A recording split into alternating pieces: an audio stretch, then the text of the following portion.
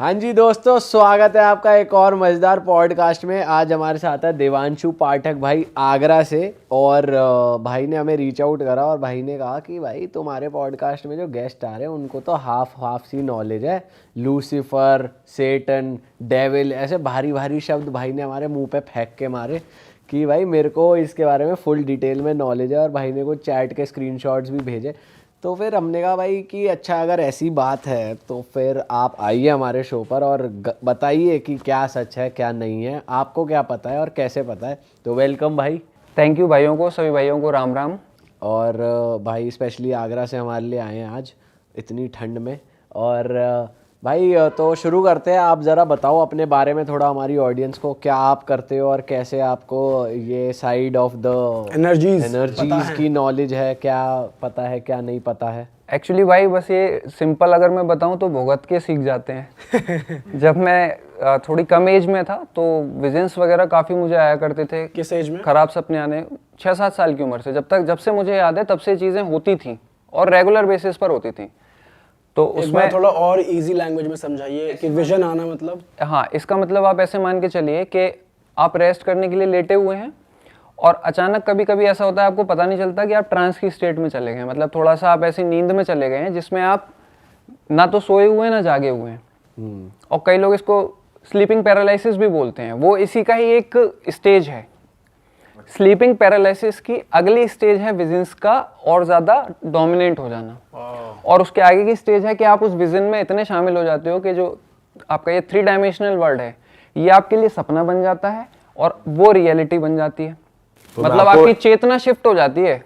Inception का character कह सकता हूँ आपको कि आप विजन ऐसी दिखती है आपको। वो खैर मूवी है, उसमें चीजों को थोड़ा अलग तरह से रिप्रेजेंट करा है। मूवीज में कभी भी ना रियलिटी को, क्योंकि ऑडियंस को समझाना है, तो भूत भी दिखाते हैं या कुछ दिखाते हैं तो बहुत उस चीज को कॉमिक करके दिखाते हैं।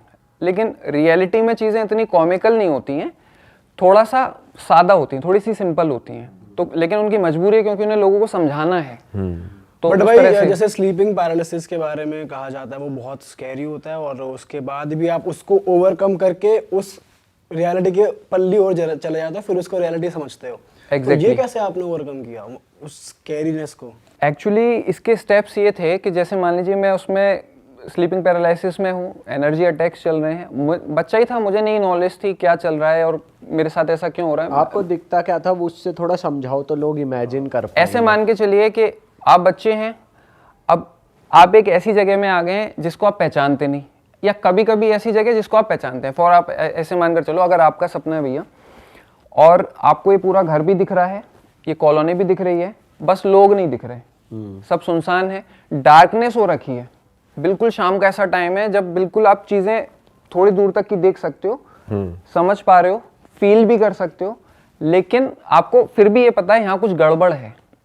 मतलब आप डिफरेंस करने में भी थोड़ा सा परेशान हो जाओगे कि ये रियलिटी है या क्या हो रहा है मेरे साथ। अब ऐसे में कोई एनर्जी आपके पीछे लगती है, सपनों में कह सकते हो सपना, लेकिन ये सपने ज्यादा रियलिस्टिक होते हैं। ठीक है। आपके पीछे लगी हुई थी उस टाइम पे? इवन हाँ, रेगुलर ऐसा हो रहा था और मैं बस बचने के लिए भागने की कोशिश करता था। छोटा बच्चा ही था, कभी कहीं छुप रहा हूँ, कभी कहीं भाग रहा हूँ, जो जगह मुझे पता है। लेकिन जहाँ जाते हैं, इन भूतों की खासियत होती है, किसी भी बच्चे से पूछो जहाँ आप छुपोगे वहाँ आ जाएंगे। तो उसके बाद में धीरे धीरे मुझे थोड़ा समझ आया, थोड़ा सा दिमाग जब डेवलप हुआ इन चीज़ों से, कि मैं अगर इससे बाहर निकलना चाहता हूँ तो एक शॉर्टकट है, मैं किसी ऊंची बिल्डिंग पर चढ़कर कूद जाऊँ, एक झटका लगेगा और मैं बाहर आ जाऊँगा। तो मैं कोशिश करता था कि इस भागदौड़ में मैं कहीं एक ऐसी जगह पहुँच जाऊँ जहाँ से मैं जंप कर सकूं। ऐसा कहते भी है कि सपनों में आप मरते हो तो आप एक्चुअली उड़ जाते हो। एग्जैक्टली वही इसका रीजन। पर ये बहुत बड़ी बात है कि कंट्रोल करना, कि अब मैं सपने में कूद जाऊं तो ये कूद गए, क्योंकि सपना तो कंट्रोल नहीं हो सकता ना, और आप वो कर पा रहे हो। विजन्स में ऐसा होता है कि आप कुछ हद तक कंट्रोल कर सकते हो। वहाँ पर होता क्या इसका, देखो मैं आपको थोड़ा सा कॉन्सेप्ट समझाऊं। हमारी जो चेतना है वो अभी हमारी इस बॉडी में है, फिजिकल बॉडी में है। बॉडीज बताई जाती हैं, कई टाइप की होती हैं, तो मैं उसको सेकंड बॉडी को एनर्जी बॉडी बोलता हूँ सिंपल लैंग्वेज में। सपने में आपकी एनर्जी बॉडी वर्क कर रही है। तो एक तो होता है साइकोलॉजिकल। साइकोलॉजिकल में क्या होता है, आपका उस पर कोई कंट्रोल ही नहीं है, सब अपने आप चलेगा। लेकिन एक ऐसा होगा जिसमें आप चीज़ों को अपने हिसाब से लॉजिक लगाकर कंट्रोल करने लायक भी रहोगे। आपकी चेतना एनर्जी बॉडी में शिफ्ट हो चुकी है और वहां पर आपकी एनर्जी बॉडी बचने की कोशिश कर रही है, वही रिएक्ट कर रही है। मतलब आपकी चेतना अब एनर्जी बॉडी में है, फिजिकल बॉडी से शिफ्ट होकर। ठीक है। अब आपके लिए ये 3D वर्ड सपना है और वो रियलिटी बन चुकी है। तो उसको आपको जैसे एक तरह से कहते हैं मैट्रिक्स ब्रेक करना, आपको उसको ब्रेक करके निकलना है। खैर उसके बाद में ये बिल्डिंग वाला हो गया। फिर देखा कि अब कई बार नई बिल्डिंग मिल रही है, तो कहीं कुआं दिख गया, कहीं कोई नदी वगैरह दिख गई, कुछ ऐसी चीज़ दिख गई, भाई उसी में ही जंप कर गए तो निकला है। लेकिन होता क्या है, जैसे जैसे आप चीज़ें सीखते हो, सामने वाला भी होशियार होता जाता है। ये लोग तो थोड़ा सा क्या करते हैं, डिल्यूजन भी क्रिएट करेंगे। जब आप इस तरह के किसी इंसान से बात करोगे ना, तो वो बताएगा कि उस चीज़ में फंसना और वापस आना, इसमें ये डिफरेंस आ जाता है पूरा कि पहले वो रियलिटी लग रही होती है, फिर जब जागते हैं उसके बाद लगता है ये रियलिटी है, वो सपना है। इस तरह डिफरेंस आता है। तो मतलब आपने ये सालों साल एक्सपीरियंस किया और आपको फिर एनर्जीज को कंट्रोल करना आ गया। एग्जैक्टली। ठीक है। फिर क्या हुआ कि धीरे धीरे थोड़ा सा एक्सपोजर बढ़ा, जब एज बढ़ी तो कोशिश करी समझने की कि सब एनर्जीज क्या थी और मेरे साथ ऐसा क्यों होता था। मैंने कुछ शोज़ वगैरह भी देखने शुरू करे कि कहीं कोई एक्सप्लेनेशन मिल जाए, लेकिन कोई करेक्ट एक्सप्लेनेशन मिल नहीं रहा था। फिर मैं एक दिन खुद ही मुड़ गया। मैंने कहा अब तक तो तुमने मुझे बहुत दौड़ा लिया, मेरे पीछे थे, लेकिन अब मैं पीछे आ रहा हूँ, क्योंकि इस तरह तो मैं ज़िंदगी नहीं जीने वाला। और फिर मैं निकल गया उल्टा। फिर मेरे को जहाँ बताया जाता था, जैसे बच्चे शुरू में भी बच्चा जैसे मैं कहते हैं वहाँ अंधेरा है, भूत है, मत जाओ, तो मैं ज़बरदस्ती जाता था। बाद में फिर सेमेट्रीज वगैरह में जाना शुरू कर दिया, शमशान वगैरह में। सुना था यहाँ एनर्जीज होती हैं, तो मैं देखना चाहता था कि भाई मैं पागल हो गया हूँ या रियलिटी में ये चीज़ें होती हैं या नहीं होती हैं। क्योंकि मेरा ऐसा भी हो सकता है मेरे ही संग कुछ प्रॉब्लम हो, कोई मेंटल डिसऑर्डर हो, कुछ भी हो सकता है। तो इस वजह से मतलब मैं एक तरह से फाइट कर रहा था अपने खुद के अस्तित्व के लिए कि भाई मेरे ही संग कुछ गड़बड़ है क्या। तो इसके लिए फिर मैंने रिस्क लेना शुरू करा। मैंने जाकर ऐसी जगहों पर एनर्जीज को कोशिश करी कनेक्ट करने की और रिकॉल करने की कि भाई मेरे से कनेक्ट करो। अगर ये सब चीज़ें होती हैं तो मुझे एग्जैक्टली पता चले कि होती हैं, और नहीं होती हैं तो भी पता चले। तो अक्सर जाकर मैं ऐसा करता था। तो शुरू में कुछ टाइम तक तो मुझे कुछ नहीं पता चला, कोई ज़्यादा कुछ एक्टिव फीलिंग नहीं आई। लेकिन धीरे धीरे मुझे ऐसा लगा कि अब तो पूरी पीछे बारातों की बारातें ऐसी लग चुकी हैं एनर्जीज की। क्योंकि मैं कभी सिंगल एनर्जी को संबंध नहीं करता था, मैं सबको करता था। क्या बोलते थे आप शमशान? मैं ये बोलता था लाउड एंड क्लियर ऐसे अनाउंसमेंट कि यहाँ पर जितनी भी एनर्जीज हैं, मैं आप सबसे रिक्वेस्ट करता हूँ कि आप सब मेरे से कनेक्ट करें और मुझे ये बताएं कि आप लोग होते हैं। अगर आप लोग होते हैं तो मैं जानना चाहता हूँ कि आप हैं या नहीं, आप मेरे साथ आ जाइए। अच्छा। और ये शायद आपने स्टोरीज में सुना होगा कि कभी भी एनर्जीज को ना तो बुलाया जाता है, न्योता नहीं देते, और अगर वो आने के लिए कोई बहाना बनाती भी हैं तो आप उनको रोकते हो, जवाब नहीं देते। कहते हैं ना गांव में कि पीछे से कोई आवाज हो तो पलट के भी नहीं देखना चाहिए, वो भी एक न्योता मान लिया जाता है, क्योंकि फिर ही उनका अधिकार हो जाता है। तो आपने देखा खूब पलट के पीछे? हाँ, अक्सर। और मैं तो इसी चीज पर काम ही कर रहा था कि भाई मुझे तो खुला ही बुला दिया कि मुझे तो, मैंने भाई से बात हुई थी तो कुछ वहाँ की पिक्स वगैरह भी भेजी थी। मैं तब शायद 17-18 साल का था। देखी थी हमने, आप सिमेट्री पे बैठे हुए हो, कभी कुछ कर रहे हो उधर। हाँ, तो ऐसे एनर्जी वर्क में करता रहा, लेकिन एक डायरेक्शन नहीं था। मैं कर रहा था जैसे भी जो भी बन पड़ रहा था। फिर मैंने थोड़ा हीलिंग वगैरह के बारे में, एनर्जी वर्क के वगैरह इसके बारे में सुना, तो कनेक्ट करा किसी से और कोशिश की कि भाई देखें क्या होता है। फर्स्ट लेवल मैंने करा था, लेकिन मुझे उस पर रियली विश्वास नहीं हो रहा था कि हम ऐसा कर सकते हैं कि भाई उन्होंने बताया कि आपके किसी के सर दर्द हो रहा है, आप एनर्जी हीलिंग करो, हाथ रख के टच थेरेपी करो, सर दर्द सही हो जाएगा। मुझे विश्वास नहीं हुआ। मैं एक्चुअली जल्दी विश्वास नहीं करता चीज़ों पर। तो मैंने करा तो चीज़ वर्क की थोड़ी सी। फिर उन्होंने बताया डिस्टेंस हीलिंग भी होती है कि आप दूर बैठे हुए इंसान का भी कर सकते हो। मैंने कहा तो भाई बिल्कुल ही इम्पॉसिबल है, ऐसा कैसे हो सकता है। लेकिन फिर जब की तो हुआ, 1 बार 2 बार 3 बार। मेरे दिमाग में थोड़ा सा कॉन्सेप्ट आया। मैंने कहा भाई देखो, दुनिया ना पॉजिटिव और नेगेटिव एनर्जी पे चल रही है। 3 एनर्जी बांटी हुई है, एक सात्विक, एक राजसिक और एक तामसिक। और हम बात कर रहे हैं पॉजिटिव एनर्जी की, क्योंकि हम हीलिंग उसी से करते हैं। तो क्यों ना हम उस चीज़ को ऐड कर दें यहाँ पर। तो मैंने फिर एक अलग तरह से उस चीज़ को करना शुरू करा, मैंने निराकार ईश्वर को इस चीज़ के लिए, हेल्प के लिए कनेक्ट करा, जिसको हम यूनिवर्स भी कई बार लोग कह देते हैं। और हीलिंग करते टाइम मैंने जो नियम थे, सिंबल्स वगैरह होते हैं इन हीलिंग्स में, वो सब हटा दिए। मैं सिर्फ एक चैनलिंग करने लगा कि मैं जो चैनलिंग कर रहा हूँ, यूनिवर्स से वाइट एनर्जी आ रही है और उस इंसान की एनर्जी बॉडी में और फिजिकल बॉडी में जा रही है, जिसके लिए मुझे हीलिंग करनी है। इस बीच क्या हुआ, मेरे को एक जगह हीलिंग करने का मौका मिला, वहाँ पर मुझे नहीं मालूम था कि कुछ और ही ड्रामा हो रखा है। मैं तो नॉर्मल हीलिंग करने लगा। भाई एक सेकंड, आप अपनी हीलिंग की जर्नी बताओ। उससे पहले जब आपके साथ इतनी सारी एनर्जी जुड़ गई तो आपने उनसे कैसे पीछा छुड़ाया? वो आपके साथ क्या करती थी? उसके उन्होंने क्या प्रमाण दिया कि वो है आपके पास?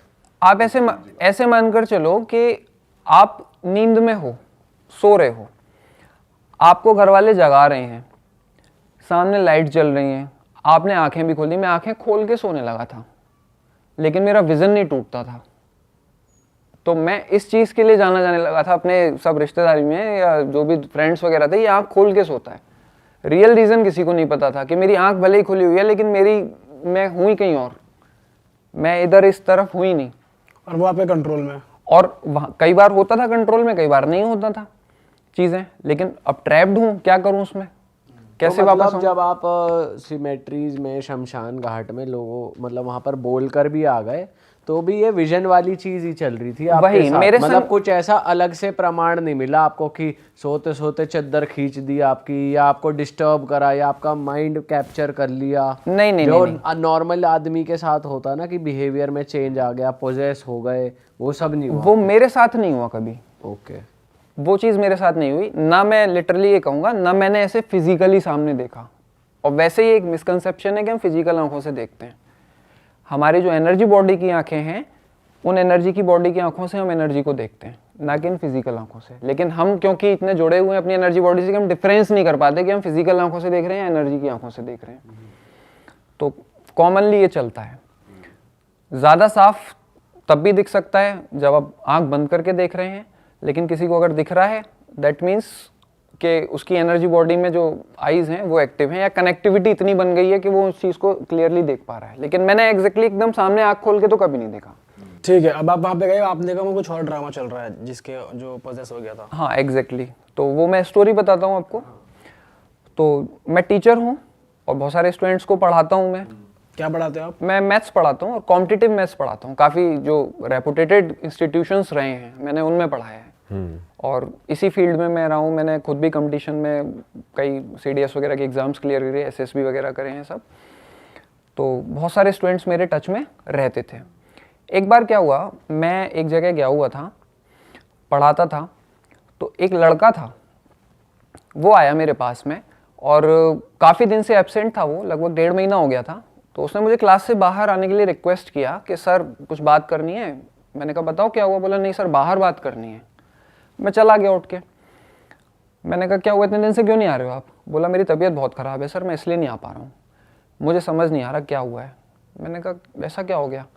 बोला सर मेरा खुद पे कंट्रोल नहीं है, मैं पूरी रात मोबाइल चलाता रहता हूँ, कभी भी कुछ भी खाने पीने लगता हूँ, बाहर मार्केट में घूमने निकल जाता हूँ, और कभी कभी मैं दीवार में सर मारने लगता हूँ, मुक्के मारने लगता हूँ। चोट दिखाई उसने मुझे, तो यहाँ उसके वाकई में चोट थी। अच्छा। तो मुझे थोड़ा अजीब लगा शुरू में। तो जब वो कह रहा मोबाइल वगैरह से, मैंने कहा भाई ये तो तेरी प्रॉब्लम है। हाँ। लेकिन जब उसने बताया मैं मुक्के बुक्के सर्वर मारने लगा हूँ, दीवार में चोट लगी हुई है उसके, तो मैंने कहा ये तो भाई कुछ अलग चीज़ हो गई। तो गुरुजी समझ नहीं आ रहा मैं क्या करूँ अब। मैंने कहा ठीक है। थोड़ा मुझे शक हुआ, मैंने उसकी आंखों में देखा तो कुछ मुझे दिखा, डर सा, कुछ अलग सी चीज़ दिखी। क्लास में ले गया मैं उसको, लास्ट सीट पर मैंने उसको बिठाया, उसके सर पे हाथ रखा और वाइट एनर्जी डालनी शुरू की, एक प्रयोग के तौर पर। मतलब मेरा एक्सपेरिमेंट था एक तरह से। वाइट एनर्जी डालना मतलब आप प्रे कर रहे थे, चैनलिंग कर रहा था, की हीलिंग कर रहे थे। मैं चैनलिंग कर रहा था, बस इतना सा काम था मेरा। तो उस चैनलिंग में मैं मतलब ये सोच रहा था कि प्रे करके कि वाइट एनर्जी उसकी बॉडी में जाए, और जो भी चीज़ अगर उसके साथ कुछ है, मैं कंफर्म नहीं था है या नहीं, अगर है तो वो चीज़ सामने आए, निकल के आए। तो एक्साइटेड भी था मैं। हुआ क्या, 7-8 मिनट हुए होंगे, उसके सर ने झटके खाने शुरू करे ऐसे साइड बाई साइड, अच्छा। पहला झटका आया, दूसरा आया, तीसरा आया, अचानक से तेज तेज वाइब्रेट करने लगा। अब और भी स्टूडेंट्स थे, हालांकि पहले उनका ध्यान नहीं था, लेकिन थोड़ा बहुत उनका अटेंशन इस तरफ आने लगा कि क्या हो रहा है। तो मैंने सोचा यार यहाँ खामखा कोई ड्रामा क्रिएट होगा, मैं छुपा के रखता था इन चीज़ों को। तो मैंने वहाँ रोक दिया, उसको जगाया वापस, थोड़ा मेहनत लगी जगाने में भी, और उसको मैं अलग ही ले गया। मैंने उससे कहा देखो तुम्हारे साथ में मुझे नहीं लग रहा कि कुछ नॉर्मल चीज़ है, तुम्हारे साथ में शायद से कोई एनर्जी अटैच्ड हो गई है। अच्छा। मैं 100% श्योर नहीं हूँ, लेकिन मुझे ऐसा लग रहा है हो गई है। तो कोई जो बहुत ऐसा काम करने वाले लोग हैं, विशेषज्ञ हैं, कोई भगत जी वगैरह हैं, तुम उनका पता करो। और फैमिली की हेल्प लेना ऐसे में बहुत ज़रूरी होता है, बिना फैमिली की हेल्प के नहीं हो सकता कुछ। एक बार उनसे बात करो। उसके संग थोड़ा इशू क्या था, काफ़ी साल पहले उसकी मदर एक्सपायर हो गई थी, फादर बाहर जॉब करते थे, वो अपने दीदी जिया जी के साथ में रहता था। तो उसने कहा पता नहीं मेरे को तो डांट पड़ती रहती है आजकल बस कि मैं आवारागर्दी कर रहा हूँ। मैंने कहा ठीक है तुम बात करो, फिर भी कुछ हो तो मुझे बताना। अब मैं वहाँ से लौट रहा हूँ घर, ड्राइव कर रहा हूँ, हेडफोन लगाए हुए हूँ, कॉल आया उसका, मैंने रिसीव करा। तो बोलता है सर मेरी तबीयत दोबारा से बहुत ख़राब हो रही है, मैं दीवार में सर मार रहा हूँ सर, मेरे कंट्रोल नहीं हो रहा मेरे से कुछ भी। मैंने कहा रुक जा, मैंने गाड़ी साइड लगाई, उसकी प्रोटेक्शन बनाई, लगभग 10 मिनट का टाइम लगा, वो नॉर्मल हो गया। अब वो सरप्राइज्ड हो गया, सर आपने कैसे रोक दिया? अच्छा थोड़ा मैं भी सरप्राइज्ड हुआ, मेरी चीज़ काम कर गई यहाँ से। तो मैंने कहा बाद में बताऊँगा, अभी मैं बाहर हूँ, बाद में बात करते हैं। रात को भी कॉल आया, थोड़ी बहुत बात हुई। नेक्स्ट डे वो सेम टाइम पर फिर आया। उसने कहा कि मैंने बताया था अपने घर पे, उन लोगों ने मना कर दिया है, वो ये सब मानते नहीं, जीजाजी मेरे मानते नहीं हैं और न किसी को जानते हैं। उन्होंने कहा भाई अपने सर को ही बुला लो। तो बोला सर मैं रिक्वेस्ट कर रहा हूँ। अब मैंने कहा कोई ऑप्शन नहीं है, या तो कोई होता तो मैं तो वही सजेस्ट करता कि भाई तुम उनकी हेल्प लो, लेकिन कुछ नहीं से कुछ बेहतर। तो मैं उसके साथ उसके घर चला गया, उसका पर्सनल रूम था। पर्सनल रूम में मैंने चेयर पर बिठाया, दोबारा वही काम शुरू करा, सर पे हाथ रखा, चैनलिंग शुरू करी, वाइट एनर्जी डाली। रूम वगैरह सब नॉर्मल था, उसका कुछ अलग सब नॉर्मल था, सिंगल बेड पड़ा हुआ था, उसमें वो पढ़ाई करता था। तो वही झटके लगने हो गए शुरू उसके सर में। थोड़ी देर और मैंने प्रोसेस करा, पूरी बॉडी झटके खाने लगी। कैसे कर रही है बॉडी, कैसे कर रही है? आप किसी को इलेक्ट्रिक शॉक देते हो ना, जैसे मूवीज वगैरह में देखते हैं, तो पूरी बॉडी हिल रही होती है, ऐसे पूरी बॉडी हिल रही थी। इतने में उसके दीदी जिया जी का चक्कर लगा, तो दीदी तो वहीं बैठ गई जमीन पर, जीजा जी चले गए, फिर आ गए, ऐसे वो करते रहे। लगभग आधे घंटे मैंने ये काम करा और मैं उन एनर्जीज को कॉल करता रहा, वो नहीं आई। फिर मैंने कहा भाई अब तू लेट जा, मैं भी थक गया, तू भी थक गया। फिर मैंने चेयर डाली उसके पास में, फिर सर पे हाथ रखा।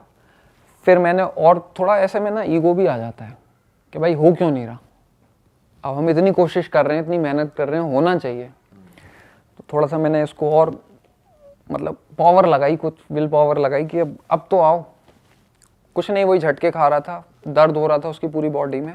तो बोला अब मेरे दर्द हो रहा है। मैंने कहा चल ठीक, वो छोड़। मेरे को एक आइडिया आया, मैंने कहा मैं एक काम करता हूँ, इसको मीडियम बनाने की कोशिश करता हूँ। तो मैंने कहा एक काम कर। अच्छा वो ऐसी स्टेट में तो था ही कि आंखें नहीं खोल रहा था, काफ़ी देर से वो उसी स्टेट में था। भाई मीडियम बनाने की कोशिश करता हूँ, मतलब थोड़ा एक्सप्लेन करो। मीडियम बनाने की कोशिश करता हूँ का मतलब ये होता है, जो इंसान पजेस्ड होता है, या कुछ लोग ऐसे होते हैं जिनकी एनर्जी थोड़ी लाइट होती है, वो इजीली एनर्जी से कनेक्ट हो जाते हैं। तो बहुत से लोग मैंने कुछ ऐसे भी देखे हैं कि जिनका ये लाइफ टाइम का ड्रामा रहता है कि जिनको एक एनर्जी से फ्री कराओ दूसरी लग जाएगी, दूसरी से फ्री कराओ तीसरी लग जाएगी। बिल्कुल। और कुछ लोगों की एनर्जी ऐसी होती है कि आप पूरी जिंदगी उनको शमशान में सुला लो, उनको कुछ फील नहीं होगा। तो ये डिफरेंस है। तो जो ऑलरेडी पजेस्ड है या जो ऑलरेडी प्रॉब्लम है, दैट मीन्स उसकी एनर्जी लाइट है, उसको मीडियम बनाया जा सकता है, उसको एनर्जी से कनेक्ट किया जा सकता है। तो मीडियम हर कोई नहीं बन सकता। और वर्ल्ड में जितने भी बड़े बड़े पैरानॉर्मल एक्सपर्ट्स वगैरह हुए हैं, वो एक मीडियम की खोज करते हैं जो इतना स्ट्रांग भी हो लेकिन उसकी एनर्जी कंपेटेबल भी हो, जिससे वो ये काम करवा सकें। इवन आपकी मूवी आई थी कंज्यूरिंग, उसमें जो एड एंड लॉरेन थे, लॉरेन मीडियम थी। हाँ। वो इसी पे बेसिस पे काम करते थे। तो मैंने कहा अच्छा तू ये देख के बता मुझे, तू देख क्या रहा है, मैं अपनी एनर्जी डाल रहा हूँ। तो उसने मुझे बताया कि सर कुआं दिख रहा है। मैंने कहा ठीक है, और कुएं के पास साइकिल खड़ी हुई है, स्कूल है, बाहर रोड है, टेम्पू है। मैंने कहा आगे? बोलता है इसमें ना कई सारे लोग बैठे हैं, उनमें 3 औरतें हैं, एक बच्चा है, एक बूढ़े अंकल हैं, ऐसे ऐसे उसने बताया। ये लोग जा रहे हैं, ट्रक ने टक्कर मार दी, सब मर गए हैं। मैंने कहा ठीक है। फिर बोला मैं अभी गांव गया था 2 महीने पहले, वहाँ मैं छत पे सो रहा था, ये तीनों औरतें और बच्चे वहाँ से निकल रहे थे, तो वहाँ से इन्होंने मुझे पकड़ लिया। मैंने कहा चाहते क्या है भाई ये? मैंने कहा क्या चाहते हो आप लोग, बताओ क्या डिमांड है आपकी?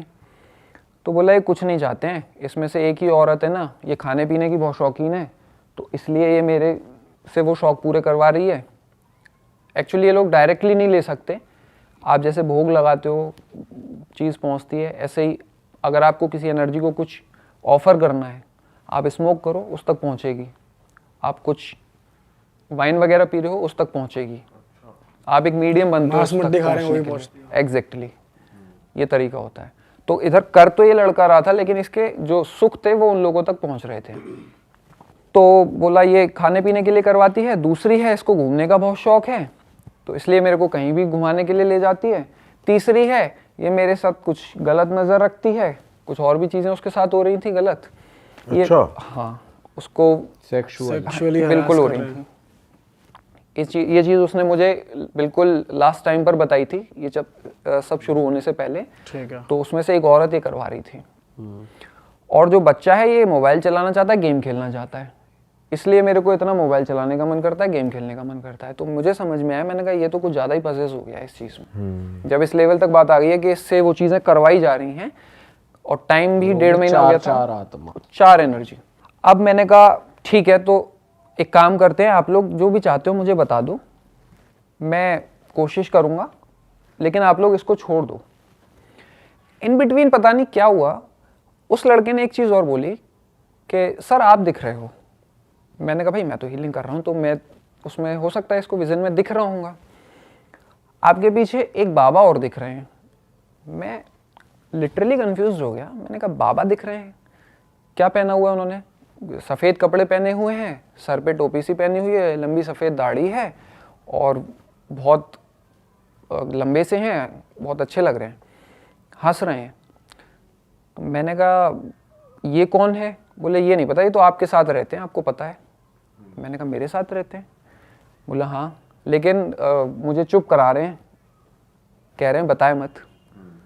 मैंने कहा बाबा, अच्छा मुझे रियलाइजेशन थोड़ा था कि जब इतनी चीज़ों में मैं घिरा हुआ हूँ फिर भी बच रहा हूँ, कुछ ऊपर वाले का हाथ होगा या शायद पॉजिटिव एनर्जी भी है जो उसको नेगेटिव को कैंसिल जो रोकती है। फर्स्ट टाइम वो एनकाउंटर ऐसा था जब मुझे ऐसा लगा कि शायद कोई है। विजन्स में मुझे आता था बैकग्राउंड में सब ठीक हो जाएगा, कोई है साथ। तो मैंने रिक्वेस्ट डाली, मैंने कहा बाबा कभी सामने भी आ जाओ, मेरे से क्या गलती हो गई भाई, मुझे भी गाइड कर दो, भटक रहा हूँ मैं सब जगह यहाँ वहाँ। तो मैंने कहा क्या कह रहे हैं? बोला कि कुछ नहीं, बस मुस्कुरा रहे हैं। मैंने कहा चलो खैर ठीक है, अब पहले तुम तीनों बताओ क्या चाह रहे हो? कुछ नहीं सर, ये तो जा रही हैं, ये कह रही हैं हम नहीं रुकेंगे, अब हम जा रहे हैं। मैंने कहा नहीं सुनो तो सही, मेरी कोशिश ये थी कि अगर इनको वाकई में कोई प्रॉब्लम है तो इनके लिए कुछ करा जाए, भाई इंसानियत है। उन्होंने क्या करा कि वो शायद उस एनर्जी को देख के डर गई, तो बोली हाँ कि भाई हमारे एंसेस्टर्स भी होते हैं जो हमें प्रोटेक्ट करते हैं, बिल्कुल बिल्कुल, कुल के देवता भी होते हैं, उनमें से कोई हो सकता है, पता नहीं। तो मैंने रोकने की कोशिश की पर रोकी नहीं। मैंने कहा क्या हुआ कि ये तो दूर जा रही हैं, लेकिन बच्चा मेरे सामने खड़ा है, ये जाने को तैयार नहीं है, ये बोल रहा मैं तो नहीं जाऊँगा। मैंने कहा बच्चे क्या हो गया, क्या चाहिए? तो पूछा मैंने उससे क्या कह रहा है। अच्छा, इस वक्त उस बंदे की जो आपका स्टूडेंट था उसकी आंखें बंद थी? बंद थी। अच्छा, टोटली बंद थी। क्लियर बोल रहा है, क्लियर सारी बात सब क्लियर बोल रहा है, ऐसे जैसे डर रहा है, कहाँ पर हल्का हल्का बोलते हैं, फंबल कर रहा है, बोल क्लियर रहा है। उसकी दीदी बैठी हैं, वो भी सुन रही हैं। अच्छा, जो कह रही थी कि हम ये सब मानते नहीं है, वो तो वहीं जमीन पर ही बैठ गई सर पकड़ के, हो क्या रहा है। और आवाज भी उसकी वही है, वो चेंज नहीं, आवाज भी चेंज नहीं हुई। एक अपने आप में एक एपिसोड चल रहा है किसी सीरियल पीरियड, ऐसे जैसे पास्ट लाइफ में ले जाते हैं वैसा लग रहा है। तो कई बार पीएलआर में हो जाता है ऐसा, बताऊंगा आपको। तो क्या हुआ फिर वहां से वो, मैंने पूछा बच्चे से, वो कुछ नहीं बोले। फिर उसने बताया कि ये तीनों एनर्जीज आ रही हैं, इस बच्चे को खींच के साथ में ले जा रही हैं। वो तीनों उसको बच्चे को ले गई हैं। लिटरली लास्ट में उसको बंदे को 4 बार झटका लगा, जैसे इलेक्ट्रिक शॉक देते, चेस्ट ऊपर जाता है ना एकदम, पहला, दूसरा, तीसरा, चौथा।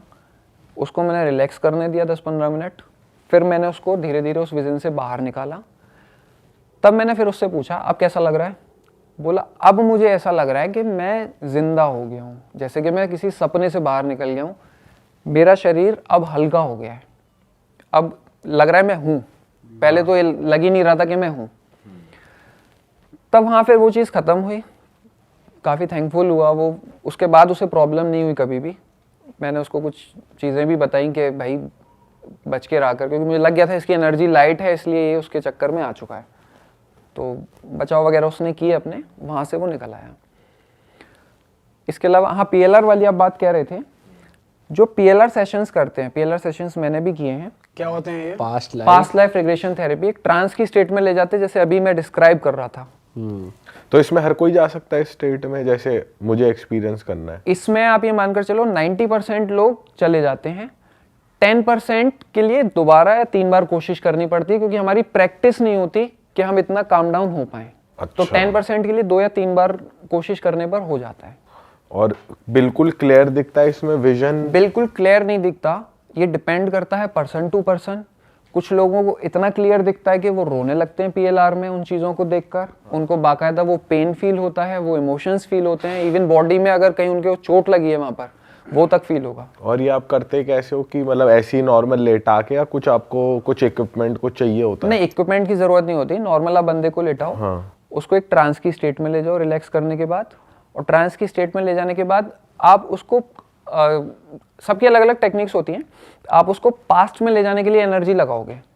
अब यहाँ पर केवल एनर्जी का यूज़ इतना है, जैसे मैं उसको हीलिंग के लिए यूज़ कर रहा हूँ, लोग अपने गार्जियन एंजल्स को रिक्वेस्ट करके वो एनर्जी यूज़ करते हैं उसको पास्ट में ले जाने के लिए। सब एनर्जी बेस्ड ही है, केवल डायरेक्शन बदल गया उसका। तो लोग क्या करते हैं, जब PLR करना है उससे एक दिन पहले रिक्वेस्ट डाली गार्जियन एंजल को, उनसे उन्होंने परमिशन ले ली, नेक्स्ट डे उस बंदे की PLR करी, तो वो एनर्जी लग रही है जो उसको खुद के सबकॉन्शियस में ले जा रही है। और इसमें आपकी एनर्जी भी लगती है? बिल्कुल लगती है। अच्छा। वो क्योंकि हम चैनलिंग कर रहे हैं उसकी। आप ये मानकर चलो कि अगर बहुत हैवी एनर्जी वर्क किया जाए, कभी कभी जब बहुत बड़ा मेरे सामने ड्रामा फंस गया है, 1-1 घंटे 1.5 घंटे तक एनर्जी वर्क करना पड़ा कि मैं करते करते बेहोश तक हो गया। अच्छा। बताओ ना सर, कुछ ऐसा बताओ, ऐसा आपके पास कोई आया हो इतने इस कदर वो पोजेस हो गया, वो अपने आप को हार्म कर रहा हो, फिर आपकी हेल्प? एक तो यही था। हाँ। तो ऐसा ही एक और एक्सपीरियंस मुझे हुआ था। तो मैं किसी के घर पढ़ाने जा रहा था, क्योंकि उनके एग्ज़ाम्स आ रहे थे और बहुत ज़्यादा उन्होंने रिक्वेस्ट करी थी। वैसे मैं कोचिंग में पढ़ाता था, तो कुछ गर्ल्स थी, उन्होंने रिक्वेस्ट करी कि सर थोड़ा एक्स्ट्रा क्लासेस कर दो, 15 दिन बाद एग्ज़ाम है और बहुत ज़्यादा प्रॉब्लम है, आप एक्स्ट्रा चार्ज ले लेना, कुछ भी कर लेना, मतलब बहुत ज़्यादा रिक्वेस्ट करी, तो मैं मना नहीं कर पाया। खैर मैंने शुरुआत कर दी पढ़ाने की। मेरे कुछ प्रोफाइल्स वगैरह या जो पोस्ट वगैरह होते थे वो ये एनर्जी वर्ड से रिलेटेड ही होते थे, तो जनरली लोग समझ जाते थे कि मैं भाई कुछ तो अलग बवाल में हूँ। तो हीलिंग वगैरह लोगों को मैं जनरल बता देता था कि भाई मैं हीलिंग कर देता हूँ। मैं बहुत डेप्थ में नहीं जाता था, क्योंकि मुझे पता है फिर पागल घोषित कर देंगे लोग, तो बेहतर है चीज़ों को लाइट रखा जाए। ऐसे वहम भी खा जाते हैं ना, सर पेपर है हीलिंग देना जरा, सर अरे ये बहुत हो रहा है, रिक्वेस्ट, सर हाँ, में दर्द हो रहा है, रिक्वेस्ट इस पे भी करते हैं कि सर कुछ ऐसा कर दूं पेपर हमारे सामने आ जाए। मैंने कहा भाई मैं यहाँ क्यों बैठा होता फिर। हाँ। तो उनके यहाँ पर एक लड़की थी, वो अपनी आंटी के यहाँ रह रही थी, जिनको पढ़ा रहा था वो आंटी थी उसकी। तो उसके लगभग 3 दिन हो गए होंगे, सर दर्द हो रहा था। कुछ ये भी होता है, लोगों में देखने की जिज्ञासा भी होती है। तो उन्होंने, मैम ने मेरे से रिक्वेस्ट करी, सर ये इसके, अब नाम नहीं लूँगा, इसके थोड़ा सर दर्द की प्रॉब्लम है, 2-3 दिन से बहुत परेशान है ये, तो आप कुछ कर सकते हो हीलिंग वगैरह। अच्छा, मुझे शौक एक्सपेरिमेंट करने, भाई मैं सीखी उसी से रहा हूँ, कोई गाइड करने वाला है नहीं। मैंने कहा हाँ ठीक है, करके देखते हैं। मैं कभी ये नहीं कहता किसी से कि मैं ये कर दूंगा या वो कर दूंगा, मैं एज ए एक्सपेरिमेंट करता हूँ कि भाई उसमें जो होता जाएगा मैं ट्राई सब करूँगा, देख लेते हैं क्या हो। हाँ, ट्राई में सब करूँगा, फ्लो वाला सीन है बस वही। उसको बंदी को चेयर पे बिठा लिया मैंने, वैसे ही सर पे हाथ रख के चैनलिंग शुरू कर दी। दिवाली से 1 रात पहले की बात है ये जो गई है, ये नहीं, 2 साल पहले, मतलब ये वाली इससे पिछली वाली, उससे पिछली वाली एग्जैक्टली। तो टाइम हो रहा था लगभग शाम का 7:15 के आसपास, 7:15 7:30। अब मैंने एनर्जी डालनी शुरू करी और थोड़ा पता नहीं, मैं उस दिन था भी कुछ जोश में कि मैं एनर्जी डालता चला गया, मैं बीच में रुका नहीं। लगभग 20 मिनट तक बहुत थ्रू आउट एनर्जी, मुझे खुद फील हो रहा था उस दिन कि बहुत आज मैं अच्छा काम कर रहा हूँ, खुश था मैं अंदर से। हुआ क्या, वो लड़की अचानक से बोलती है मुझे बहुत सर्दी लग रही है, और वो कांपने लगी। मैंने कहा ठीक है, कोई बात नहीं, सही हो जाएगा, वो एनर्जी का शायद आपको हिट लग रहा है, इस वजह से हो जाता था कभी कभी। ब्लैंकेट वगैरह उड़वा दिया उसको। फिर मैंने पूछा सर दर्द में कुछ आराम हुआ? बोली हाँ हल्का तो हुआ है। मैंने कहा अच्छा हल्का हुआ, इसका मतलब फिर ख़त्म भी हो सकता है, कोशिश करके देखते हैं। फिर से कोशिश करी, फिर तो वो और ज़्यादा कांपने लगी। बोली मुझे बहुत ठंड लग रही है। तो उन्होंने जो उसकी आंटी थी उसके हाथ चेक करे तो हाथ बहुत ठंडे हो रहे थे। बोली सर इसके हाथ देखना। मैंने लिटरली जब उसके हाथ पकड़े, बहुत ज़्यादा ठंडे थे। मैं खुद सोचने लग गया ये हुआ क्या और क्यों हुआ। मैंने कहा ठीक है अब एक काम करो, आप 10-15 मिनट आपको शायद लगेंगे अभी नॉर्मल होने में, और कभी ऐसा भी नहीं कि एनर्जी तुरंत ही काम करती है, कभी कभी आधा घंटा तक भी लग जाता है। आप रेस्ट करो जाके रूम में। तो टाइम लगभग ये हो गया था 8:15 के आसपास। मैं लेट हो रहा था घर जाने के लिए। अब उसको लेटा दिया रूम में, मैं बैठा हुआ हूँ, चाय पी रहा हूँ। उन्होंने चाय बना दी कि पी के जाना। इतने में उसने अंदर से चिल्लाना शुरू कर दिया। कैसे? मुझे बहुत तेज दर्द हो रहा है, मुझे क्या कर दिया है, मुझे समझ नहीं आ रहा मेरे साथ क्या कर दिया है, मैं मर जाऊंगी, मेरा सर फटा जा रहा है, मेरी माँ मुझे मार डाला इन्होंने, ये मार डालेंगे मुझे। मैं एकदम से मैंने कहा ये क्या हो गया भाई। मैं इतना तो समझ गया था कि कुछ और मामला है। ये नॉर्मल बंदे की आप हीलिंग करो, उसको कुछ नहीं, केवल थोड़ा बहुत बेनिफिट जो मिलना होगा मिलेगा, ये हरकतें कभी नहीं होंगी। मैं उठकर गया, मैंने जाकर दोबारा कोशिश की, उसके सर पर हाथ रखा। गलती मैंने क्या की, मैंने दोबारा से एनर्जी डाली। अब हुआ क्या, इतने में वो बाकायदा लुढ़क रही थी, लोट रही थी, जिसको कहते हैं ना दर्द में। तो लेटते लेटते हिल रही थी? लेटी हुई थी और बेड पे तड़प रही थी। अच्छा। हाथ पैर इधर उधर फेंक रही थी ऐसे ऐसे। और वो उसके जो स्टूडेंट्स थी जिनको मैं पढ़ाता था 3-4, वो वहाँ के खड़ी हो गई, वो देखने लगी ये क्या ही हो गया। एक बार को मुझे भी लगा भाई अब रात का टाइम है और अब मुझे भी घर जाना है, लेट हो रहा हूँ, अब मैं ये सब कवर अप करूँ। थोड़ा टेंशन में मैं लिटरली आ गया था। तो मैंने कहा क्या हो गया बताओ, क्या परेशानी हो रही है तुम्हें?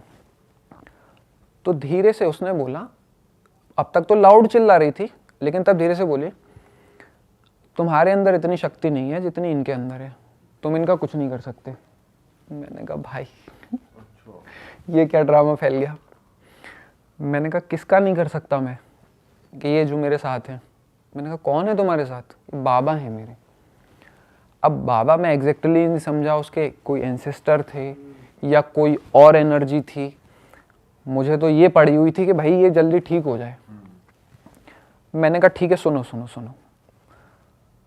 मैंने धीरे से बोला, मैंने कहा मैंने गलती कर दी, मैं अपनी एनर्जी वापस ले रहा हूँ, मेरा आपको परेशान करने का कोई इरादा नहीं था, मैं अनजान था, मुझे तो पता भी नहीं था ऐसा कुछ है, तो आप इसको नॉर्मल कर दो।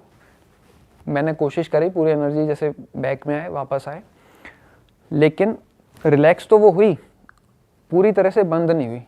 इनको भेजो, ये मुझे मार डालेंगे, ये बोल रही बार बार।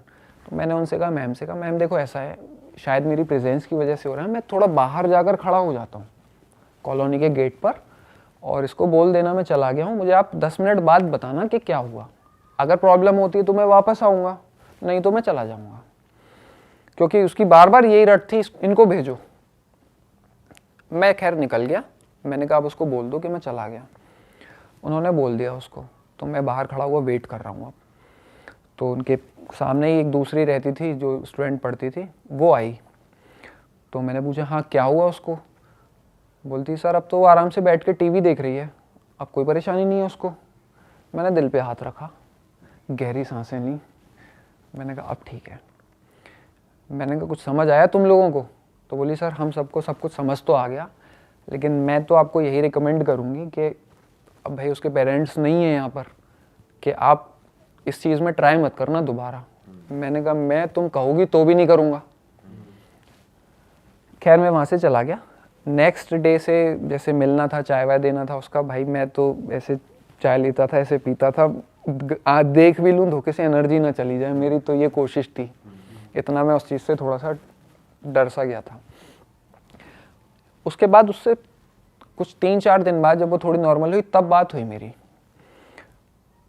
मैंने उससे पूछा क्या हुआ था, तुम्हें पता है तुम्हारे संग क्या चीज़ है? बोली मुझे सब पता है। मैंने कहा तो फिर तुमने मुझे बताया क्यों नहीं? बोली मैं बस ये देखना चाहती थी कि तुम्हारे पास कोई पावर्स हैं भी या नहीं, मुझे सही बताया जा रहा है या गलत बताया जा रहा है। मैंने कहा फिर क्या पता चला? बोलती है जो था वो तो फिर सामने ही था। मैंने कहा ये गलती दोबारा मत करना, और अगर तुम्हारे साथ ऐसी कोई चीज़ है तो तुम उसका ट्रीटमेंट करो। बोली मेरे साथ सालों से, बचपन से है, लेकिन मैं इनको हटाना नहीं चाहती, ये मुझे प्रोटेक्ट करते हैं, ये मेरा साथ देते हैं। अब जब मैंने कहा घर में किसी को पता है? बोली नहीं, ये फर्स्ट टाइम हुआ है, घर में मैंने कभी किसी को नहीं बताया और ना मैं बताऊंगी। मैंने कहा ठीक है फिर। लेकिन वो एनर्जीज बार बार उसको थोड़ा सा वो कर रही थी। अब ऐसा होता है कई बार, देखिए बचाने वाले भी होते हैं और परेशान करने वाले भी होते हैं। तो परेशान करने वाली एनर्जीज अपना काम करती हैं, कोई एनर्जी उसको बार बार थोड़ा सा मोटिवेट कर रही थी कि वो मेरे से शायद एनर्जी वर्क सीखे या मेरे थोड़ा कांटेक्ट में आए, जिससे उसको गाइडेंस मिले। तो उसको जैसे वो सो रही होती थी और मेरे आने का टाइम है तो उसको आवाज़ सुनाई देती थी, कितना सोती रहेगी, उठना। आपकी आवाज़ मेरे लिए, अच्छा, हाँ मेरे लिए कुछ विजन्स वगैरह दिखाना और उसको गाइड करना। तो फिर उसने पूछा भी था क्या रीज़न है सबके पीछे, पर फिर मैंने बहुत ज़्यादा इस चीज़ में ना उसको समझाया ना गया, क्योंकि ना तो उस चीज़ का रिमूवल चाह रही थी। मैंने कहा अगर तुम्हें गाइडेंस चाहिए कि भाई तुम्हें इन चीज़ों के अगेंस्ट कैसे बचना है या क्या, मैं थोड़ा बहुत वो तुम्हें बता सकता हूँ, लेकिन अब ये सब मुझे रीज़न नहीं पता कि क्यों हो रहा है और कैसे हो रहा है। वो चीज़ वहाँ एंड हो गई। तो एक सेकेंड एक्सपीरियंस फिर हीलिंग का ये था। फिर ये मैंने कई बार करा, जहाँ मुझे पता चल जाता था कोई पजेस्ड है, वहाँ मैं एक्सपेरिमेंट करने बैठ जाता था। और लिटरली ऐसा बहुत बार हुआ कि अगर कोई पजेस्ड है तो वो एनर्जी फिर निकल के आती है और कई बार बात करती है सामने। तो बात करी है आपके आगे? एग्जैक्टली, बिल्कुल बॉडी में आके करी है। कैसे? जैसे मान लीजिए कि आप बात कर रहे हो और पजेस्ड हो आप, तो मैं काफ़ी देर तक आपकी, जैसे कभी 30 मिनट्स भी लगते हैं, कभी 45 मिनट्स भी लग जाते हैं, कभी 1 आवर भी लग जाता है। मैं वाइट एनर्जी डालूंगा, तब तक डालूंगा जब तक कि वो एनर्जी झेल सकती है। जब उससे वो एनर्जी सहन नहीं होगी, उसको जलन होगी, तो फिर वो बाहर निकलती है, तब वो आएगी सामने। और मैं उसको ये बोलूँगा कि मैं ये सब करना बंद कर दूंगा, तुम सामने तो आओ, वही एक्सपेरिमेंट कर करके। तब आपकी जो चेतना है वो पीछे चली जाएगी, उस एनर्जी की चेतना आगे आ जाएगी, आपका देखने का तरीका, बात करने का तरीका सब बदल जाएगा। वो थोड़ी देर जो भी 10-15 मिनट बात करती है, अपनी डिमांड्स रखती है, बिल्कुल ऐसा लगेगा कोई अनजान देख रहा है कि आप ही बात कर रहे हो मेरे से। पर